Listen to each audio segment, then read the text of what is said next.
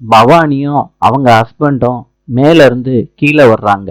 அவங்க சொல்றாங்க, நாங்க இந்த வீட்டை விட்டு போறோம். ஜெயலட்சுமி சொல்றாங்க, இது உன் வீடுமா, நீ இங்கேதான் இருக்கணும். உஷா சொல்றாங்க, பொன்னி பேசுறதெல்லாம் பேசிட்டு மகாராணி மாதிரி மேல போய் உட்கார்ந்துகிட்டு இருக்கா பாருங்க. சொல்லி முடிக்கிறாங்க. அப்ப பொன்னி மேல இருந்து கீழே இறங்கி வர்றாங்க. உஷா சொல்றாங்க, ஒரு மன்னிப்பாவது கேட்டாதானே அண்ணே மனசு ஆறம். ஜெயலட்சுமி பொன்னிய பார்த்து கேக்குறாங்க, எந்த ஒரு ஆதாரமும் இல்லாம மாப்பிள்ள பேர்ல இவ்வளவு பெரிய பழிய சுமத்திட்டேல்ல, இதுக்காண்டி நீ மன்னிப்பு கேட்கணும். அத்தை, நான் எதுக்கு மன்னிப்பு கேட்கணும்?